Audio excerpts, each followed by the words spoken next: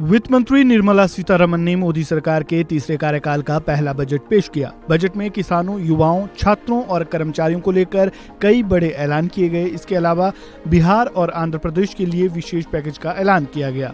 वित्त मंत्री निर्मला सीतारमण ने अपने बजट में कहा कि केंद्र सरकार बहुउपेक्षीय विकास एजेंसियों की सहायता के माध्यम से बिहार को वित्तीय सहायता की व्यवस्था करेगी। हालांकि सरकार का ये ऐलान समाजवादी पार्टी को रास नहीं आया।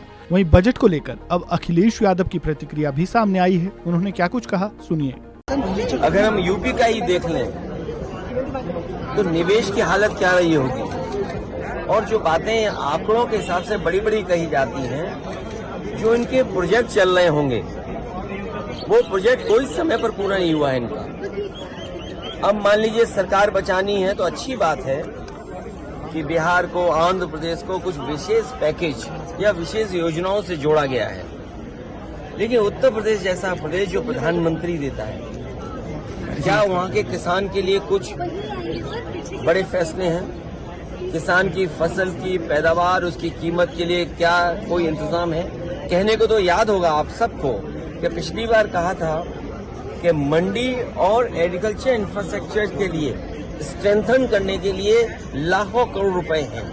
अगर वो इंफ्रास्ट्रक्चर स्ट्रेंथन हुआ था तो इसका मतलब किसान की आय दोगुनी होनी चाहिए या किसान की आय बढ़नी चाहिए थी, वो तो नहीं बढ़ी। तो किसान के साथ संकट पैदा किया इन्होंने। बेरोजगारी इन्होंने बढ़ाई है। 10 साल में जो इतनी बेरोजगारी बढ़ गई उसको कैसे कम करें, और वो भी आधी अधूरी नौकरी से। आप 2 साल की, 1 साल की या कुछ ट्रेनिंग करा करके नौकरी या रोजगार का सपना दिखा रहे हैं। देश का नौजवान अपना भविष्य बनाने के लिए पक्की नौकरी चाहता है, और फिर जो आधी अधूरी नौकरी है, क्या उसमें आरक्षण होगा? आपको बता दें कि मोदी सरकार बिहार में हवाई अड्डे, मेडिकल कॉलेज और खेल संबंधी बुनियादी ढांचा भी स्थापित करेगी।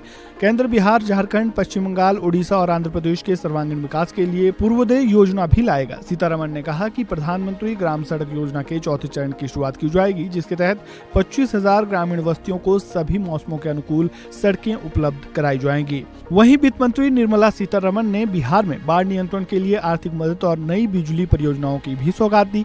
उन्होंने कहा कि बिहार में अक्सर बाढ़ आती रहती है। नेपाल में बाढ़ नियंत्रण संरचनाओं के निर्माण की योजना अभी तक आगे नहीं बढ़ पाई। हमारी सरकार 11,500 करोड़ रुपए की अनुमानित लागत से वित्तीय सहायता प्रदान करेगी। 21,400 करोड़ रुपए की लागत से बिहार के पीरपैंती में 2400 मेगावाट का नया बिजली संयंत्र स्थापित करने सहित बिजली परियोजनाएं शुरू की जाएगी। इस खबर में फिलहाल इतना ही। खबरों से जुड़े ताजा अपडेट के लिए बने रहें वन इंडिया हिंदी के साथ। धन्यवाद।